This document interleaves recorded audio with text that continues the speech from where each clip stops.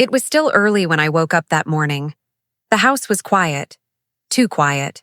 The kind of silence that makes you remember when laughter used to live in these walls. I folded the blanket at the edge of my bed, just as I had done for years, and stepped into the hallway. The marble floor felt cold beneath my feet, like the house itself had grown distant. In the kitchen, I started the tea. The faint clink of the spoon against the cup was the only sound. I glanced at the clock. 7:15. My son usually left for work by now, but the sound of heels echoed first. Her heels. My daughter-in-law walked in, her perfume sharp and heavy. She didn't greet me, just brushed past and opened the fridge like I wasn't even there. I smiled softly, hoping to keep the peace. "Good morning, Beta," I said. She didn't look up. "You left your things on the counter again. I told you not to clutter my kitchen." My kitchen. The word stung, though I tried not to show it. This was the same space where I had cooked for her wedding, where I had stayed up for hours making her favorite sweets. Now I was just in the way. She poured her juice, scrolled on her phone, and walked out, leaving her glass half full. I picked it up quietly. The tea on the stove had already gone cold. When my son finally appeared, his tie was crooked, his face tense. "Good morning," I said softly. He nodded, eyes fixed on his phone. "Morning, Ma." Just 2 words. Quick, automatic. He didn't notice my trembling hands as I placed his lunchbox on the counter. For a long time, I stood there, watching him walk out the door beside her. The same door through which he used to rush in shouting, "Ma, I got promoted!" Or, "Ma, you won't believe what happened today." Now that door opened only for silence. I sat by the window, tea untouched, eyes fixed on the gate. The gardener waved, I waved back, pretending everything was fine. But inside, something heavy pressed against my chest. This house, the one my husband and I had built brick by brick, felt different now. The colors on the walls were the same, the furniture still stood where we left it, but it didn't feel like mine anymore. When night came, I heard laughter from their room. Her laughter, high, confident, careless. My son's voice joined in, soft and agreeable, and I sat alone in my corner, knitting quietly, telling myself it was just a phase, but deep down, I knew. Something had shifted. The warmth that once filled this home had been replaced by cold walls and colder hearts. And though I didn't know it yet, that silence, that unbearable silence, was only the beginning. The evening started like any other. The scent of spices filled the kitchen as I stirred the curry slowly, making sure it didn't stick to the pan. Cooking was my peace, the only time I felt useful, needed, alive. I could hear them talking in the living room, my son's laughter, light and brief, followed by her sharp voice giving instructions to the maid. There was going to be a dinner tonight. Some friends of hers were coming over. Important people, she had said. She never asked if I'd join them, only told me to keep it simple and not overdo things. I smiled to myself. Old habits die hard. I set the table carefully, adjusting each plate until it looked perfect. The smell of freshly baked bread filled the house. For a moment, I almost believed this could be a good night. By 7, guests began arriving, 3 couples all around her age. They came dressed in laughter, dripping in perfume and pretense. I greeted them with a polite smile, but one of them looked at me and asked, "Oh, is this your house help?" The question hit me like a slap. Before I could speak, my daughter-in-law laughed softly. "She's my mother-in-law," she said, her tone light but sharp enough to wound. "She insists on helping, even when we tell her to rest. You know how elders are," the group chuckled politely. I pretended to laugh too, though something inside me cracked a little. I stood in the corner quietly as they ate. My son avoided my eyes. I think he knew it was wrong. But he didn't stop her. Each word she spoke was polished, perfect, as if she was hosting royalty. When the guests complimented the food, she smiled proudly. "Oh, thank you. I tried a new recipe. I froze mid-step. She hadn't cooked a single thing. Every dish, every flavor on that table was mine. But I said nothing.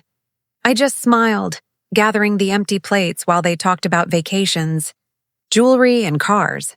It was when one guest joked, "Your mother-in-law is lucky to live with you," not the other way around, that everything changed. My daughter-in-law tilted her head, lips curling into that familiar smirk. "Lucky?" she said. "More like attached. She just can't seem to live anywhere else. But it's fine. We manage." Laughter filled the room. My heart went still. I looked at my son, my own flesh and blood, waiting for him to speak. To defend me. To say something. But he just looked down at his plate, pretending to eat. I felt a burn rise behind my eyes, but I swallowed hard, forcing the tears back. I turned toward the kitchen and quietly started washing the dishes. Each splash of water echoed louder than their laughter. When the guests finally left, the house was littered with half-empty glasses and the smell of mockery. I began clearing the table, but she stopped me. "Leave it," she said coldly. "The maid will do it tomorrow."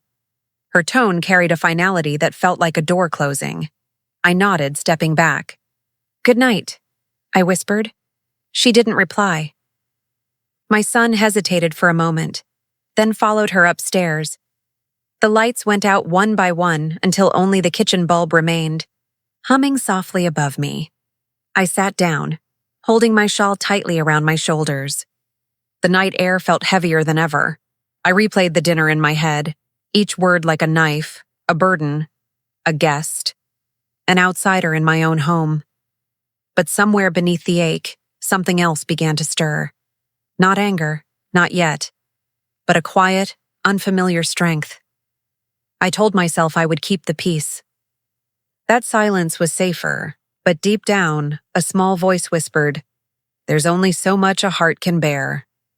That night, as the clock struck midnight and their laughter faded behind closed doors, I looked at the family photo on the wall. My husband's eyes smiled back at me, calm and knowing, and for the first time, I wondered if he'd left behind more than just memories. Because soon, silence would no longer be my only answer.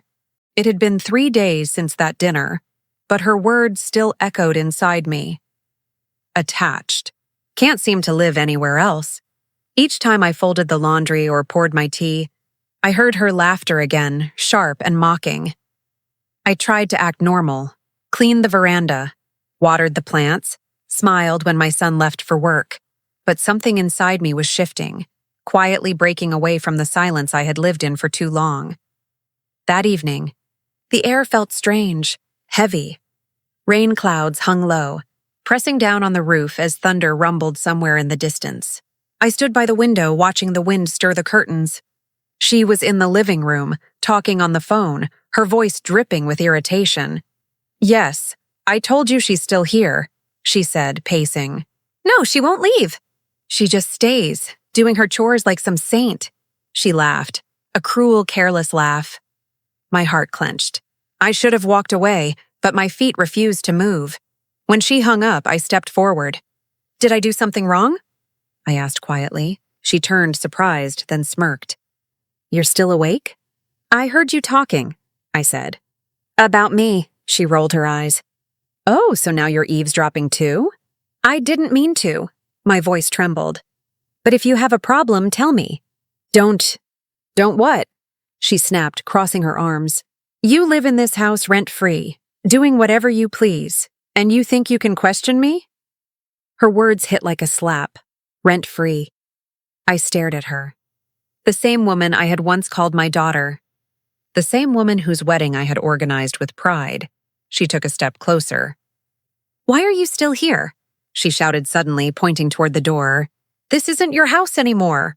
Go stay with your relatives or, I don't know, find an old age home. Just stop living off us." The thunder outside cracked at that very moment, shaking the windows. My heart felt the same. Shattered, trembling, exposed. For a moment, I couldn't breathe. My hands went cold. My eyes burned, but no tears came. I looked at her, standing there in her silk dress, her chin raised high, and I realized She wasn't angry. She was winning. This was her victory, pushing me out of the home I had built. I turned slowly, walking toward my room. "Fine," I whispered. "If that's what you want," she scoffed. "Oh, don't act dramatic. You'll be back by tomorrow, like always." But this time, she was wrong. I opened the wardrobe and took out a small suitcase. Folded a few clothes, my husband's old photo, and the little jewelry box he had given me when we got married. Each item felt heavier than before. Memories weighed more than gold. As I zipped the bag, my son came home. "Ma?" he said softly, seeing the suitcase. "What's going on?" I looked at him, his eyes full of confusion, fear, guilt. "Ask your wife," I said quietly. "She'll tell you why your mother has to leave her own house." He froze, words caught in his throat. She appeared behind him, arms crossed, pretending innocence. "Oh, come on, she's overreacting again. Enough," I said sharply, my voice echoing through the hall. It startled even me. For years I had kept my tone soft, my presence small. But tonight something broke free. I walked past them toward the front door. The night rain had started, cool drops splashing against the porch. I stepped outside, feeling the wind against my face. But as I reached to lock the gate, something glimmered on the ground. An old, rusty key. I bent down and picked it up. It looked familiar. Painfully familiar. It was my husband's key. The one he always kept for his desk drawer. The one he said held important things I should never lose. I stood there in the rain, clutching it tightly. The weight of it in my palm felt like fate itself whispering, "Wait, don't give up yet." Behind me, I could still hear her voice inside the house. Muffled, impatient, triumphant, but the sound no longer hurt. Because for the first time, I realized I wasn't walking away defeated. I was walking toward something hidden, something that might just change everything. The rain had stopped by morning, but the air still smelled of storm. I sat on the edge of my friend Rahana's bed, hands wrapped around a cup of hot tea she had made for me. The warmth helped a little, but not enough to chase away the cold sitting inside my chest. Rahana looked at me with worried eyes. "You could have stayed, Bobby," she said softly. "At least until things calm down," I forced a smile. "Some storms aren't meant to be waited out. You just have to walk through them." She said nothing after that. She didn't need to. The silence between us spoke enough. Of pride, pain, and years of endurance women like us learn too well. That night, as I lay awake on her couch, I couldn't stop thinking about that old key. Why was it still there, right outside the gate? I remembered my husband's voice, calm and steady, as he handed me that key long ago.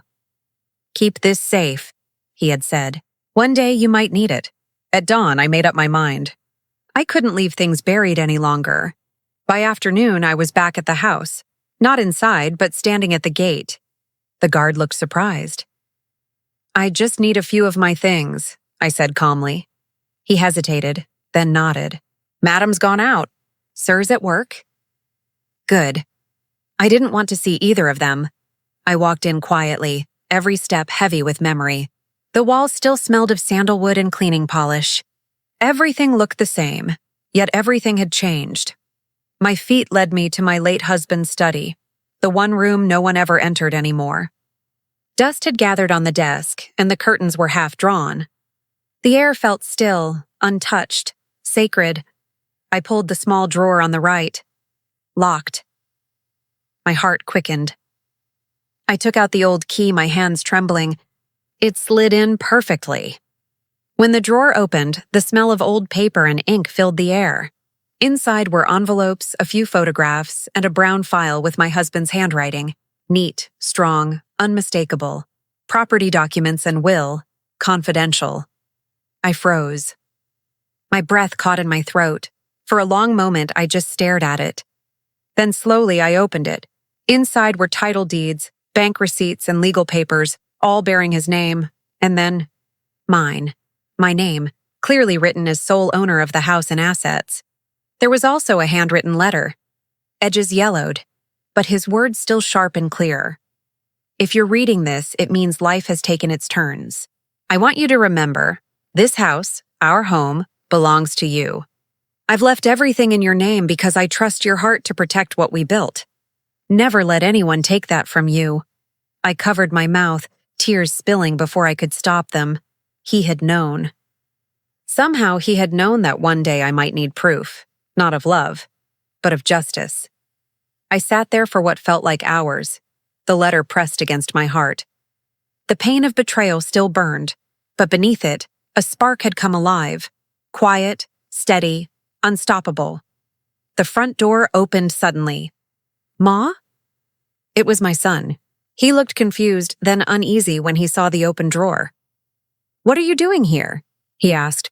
I looked up slowly. "Finding the truth." His eyes darted to the papers, then away. He didn't ask more. Maybe he already knew. Before he could speak, I closed the file carefully. "Tell your wife," I said softly, "that some things were never hers to own." I walked past him, file in hand, and stepped out into the sunlight. For the first time in weeks, I felt the air on my face not as cold, but freeing. Because now, I had something stronger than anger. I had proof, and with it, I would no longer stay silent. That night, the sky outside was quiet again, the kind of quiet that hides unfinished storms. I sat in my room at Rahana's house, the file resting on my lap. Every time I touched it, I felt my husband's presence beside me. His faith, his protection, his promise. But one thing still hurt deeper than any insult: my son's silence. His silence had built the walls that woman walked on so proudly. The next morning, I called him. My voice was steady, though my heart trembled. "Can you meet me?" I asked. "Just you and me." He hesitated. I heard the unease in his breath. "Ma, maybe it's not a good time." "It's time," I said quietly. He came that evening. I met him in the park near our old home, the one where he used to ride his bicycle as a boy. The air was soft with sunset light, orange and gold touching the trees. He looked tired, older than his years. Guilt lived behind his eyes. "Ma," he said softly, "why are you doing this?" "You know how she gets." I studied his face, searching for the boy I once knew, the one who'd hold my hand crossing the street, the one who'd promised to take care of me when I was old. "What happened to you, Beta?" I asked. "When did fear replace love?" He looked down. "You don't understand," he whispered. She controls everything now. The accounts, the house, even what I eat. If I say something, it becomes a fight. And if you stay silent," I said, "it becomes my humiliation." He flinched. I saw tears gathering in his eyes. "I didn't mean to hurt you." "I know," I said gently. "You didn't need to speak to hurt me. Your silence did that." He sat beside me on the bench, head in his hands. "I thought things would get better," he said. "I thought if I kept peace, she'd change." "She won't," I said firmly. "And you won't either, until you stop choosing comfort over conscience." He looked up, startled by the strength in my tone. I took his hand, the same hand that once clutched my sorry as a child, and placed the file in it. "Your father left this," I said. "Everything in that house is in my name. Everything." His eyes widened. "What?" "Yes," I continued. "I didn't want to use it. I wanted love, not papers. But your wife turned that home into a battlefield. I won't fight her with anger. I'll fight her with truth." He flipped through the pages, disbelief mixing with shame. "She'll never forgive me for this," he said. "She doesn't have to," I replied softly. "But you need to forgive yourself." The wind blew gently through the trees. For a moment, neither of us spoke. The park lights flickered on, casting long shadows on the path. When I stood, I felt lighter, not because the pain was gone, but because I had finally chosen my strength over silence. "I'll come home tomorrow," I told him. He looked frightened again. "She won't like it," I smiled faintly. "Then it's time she learned whose home it truly is." As I walked away, I didn't look back. I didn't need to. Behind me sat a son torn between love and guilt. Ahead of me waited justice, calm, deliberate. and inevitable. For the first time in years, my footsteps felt firm.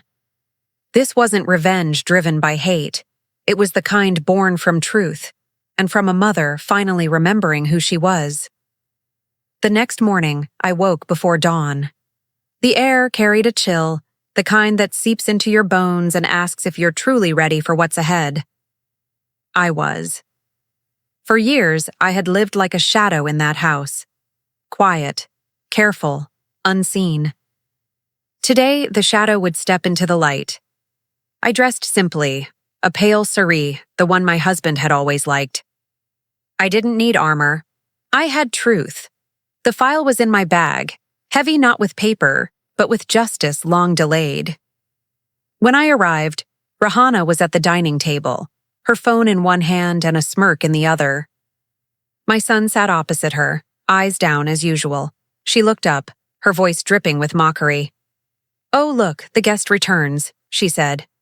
"Did you forget your place again?" I placed the bag on the table and pulled out the file. "No," I said calmly. "I came to remind you of yours." Her smirk faltered just slightly. "What's this? Another drama?"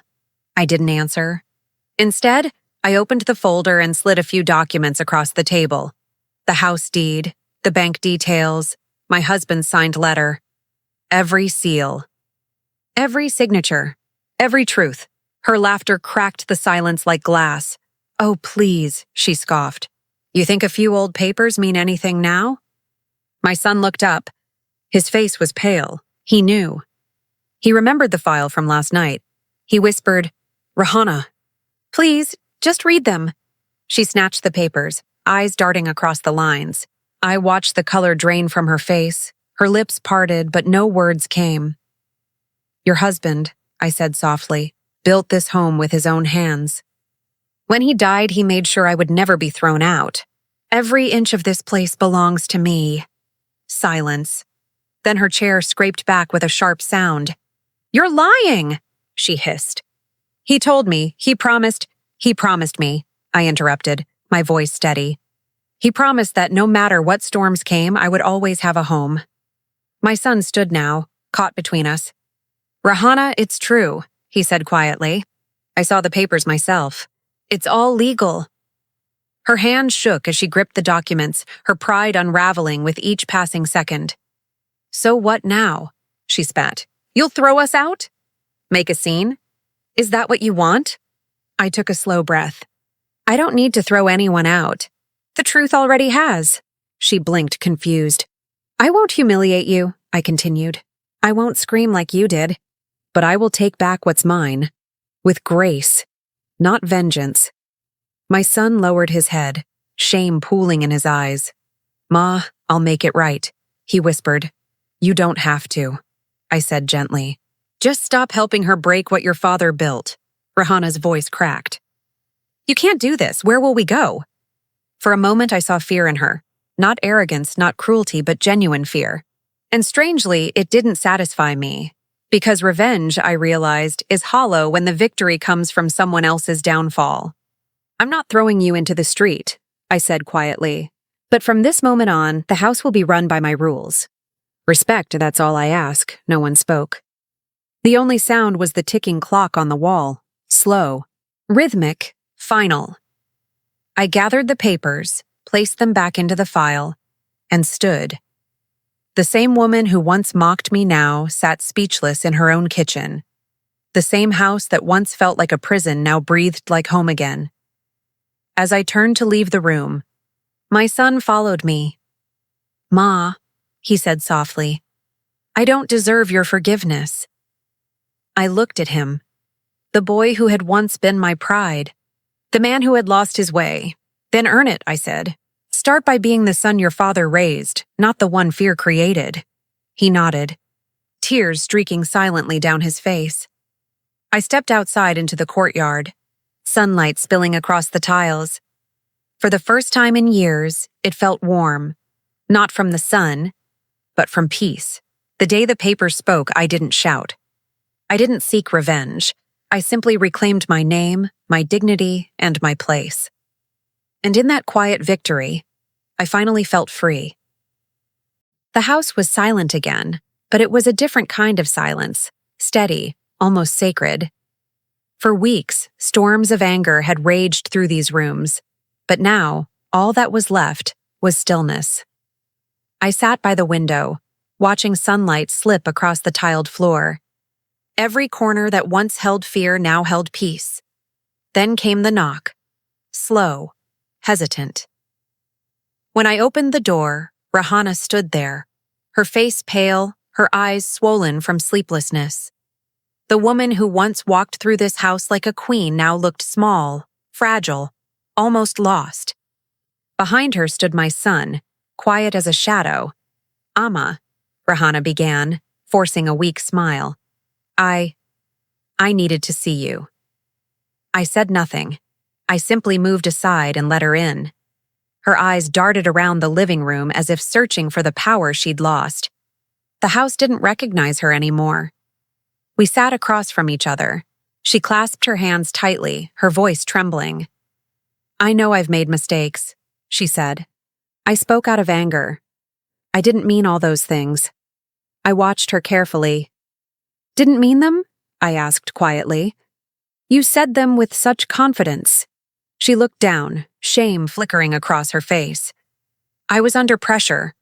People were talking, finances were tight." "You blamed your cruelty on circumstance," I interrupted softly. "But cruelty is always a choice." Her jaw tightened. For a brief moment, her old pride flared up. "I was just protecting what's mine," she snapped. "You don't understand what it's like to build a home." I leaned forward slightly, my voice calm but firm. "This home was built long before you arrived, Rahana. You didn't build it. You tried to claim it." Her confidence cracked, but she wasn't done fighting. "People will talk," she said sharply. "They'll say you turned your own son's wife out of the house. Do you want that?" "Let them talk," I replied. "They talked when you humiliated me too. The difference is, this time, I'll walk with my head high." For the first time, her eyes softened. The anger drained away, replaced by something more human. "Amma, I'm scared," she whispered. "Everything's falling apart. I don't even know who I am anymore." I felt no anger, only pity. That's what happens when you build your life on control. When the power fades, so does your identity. My son finally spoke, voice shaking. "Ami, please, she's sorry. Can't we start again?" I turned toward him, my gaze steady. "I've forgiven you both already, but forgiveness doesn't erase truth. You must live with the lessons you've earned." Rahana's composure broke completely. Tears streamed down her cheeks as she clutched the edge of the table. "Please don't throw us out. I'll change, I promise." I stood up slowly, my tone still even. "No one is being thrown out, Rahana. You're simply leaving what no longer belongs to you." She stared at me, stunned. "You can't mean that." "This isn't punishment," I said. "It's peace. You've taken enough from this house. Its warmth, its trust, its dignity. It's time you learn to live without power." Her knees buckled slightly as she rose. "Amma, please. I didn't want it to end like this." I met her eyes one last time. "Then you should have thought before you made me a stranger in my own home." My son stepped forward, tears in his eyes. "Ami, what should I do?" "Be a man," I said gently. "Not for her, for yourself." Rahana turned to the door, her voice trembling. "I'll come back one day, Amma. You'll see." I smiled faintly. "Perhaps, but next time, come as a guest, not a conqueror." She walked out slowly, her heels echoing faintly down the corridor. The door closed behind her with a soft thud, a sound that felt less like an ending and more like peace returning home. I stood there, breathing deeply, feeling the weight of years lift from my shoulders. That day, I didn't celebrate her departure. I simply exhaled. The war was over, but peace still needed time to find its voice. The morning light came softly, resting on the quiet corners of the house that had seen too many storms. The air, for the first time in months, carried no tension, only the hush that follows truth. The curtains swayed gently, as if the house itself was learning how to breathe again. She sat by the window, her cup of tea cooling beside her, watching the sunlight spill across the floor. It was the same place where Rahana once stood, shouting, laughing, mocking. But now, the echo of that voice was gone, replaced by something far heavier: silence, born of shame. The night before had been full of tears, Rahana's mostly. She had knelt at the mother's feet, her words stumbling through apologies that had come too late. The son stood behind her, unable to meet his mother's eyes, caught between guilt and relief. The mother had simply listened. No anger, no bitterness, just a tired kind of calm. "Get up," she had said quietly. "We can't rewrite what's done. But we can live differently now." Rahana had nodded, her pride broken into pieces too small to gather. The papers had spoken louder than her words, and the mother had no need to raise her voice again. That morning, as the mother poured another cup of tea, she felt the strange stillness of victory without celebration. Justice, yes, but no joy. Just peace, earned slowly, painfully. The son entered the room, hesitant. "Ami," he said softly, the word fragile on his tongue. She looked up, her eyes neither warm nor cold, only clear. "Sit," she told him. He sat across from her, like a child again, unsure where to begin. I didn't know what she was doing. I should have stopped it." She let out a slow breath. "You should have," she replied. Then, after a pause, her tone softened. "But I raised you to learn from your silence, not live in it." He lowered his gaze, tears gathering in his eyes. "Can we start over?" Her lips curved, faintly. Half a smile, half a sigh. "We already have." The clock ticked steadily, filling the space between them. Somewhere in the distance, a bird sang. Life was moving again. Rahana would stay for a while, quieter now, helping around the house. The mother didn't need revenge, she needed restoration. Every small act of humility from Rahana was enough, a slow rebuilding of respect, brick by fragile brick. By evening, the house glowed with a golden calm. The mother walked through each room, touching the furniture, the frames, the memories. Nothing had changed, and yet everything had. She stopped at her husband's portrait. "You were right," she whispered. "Patience wins louder than rage."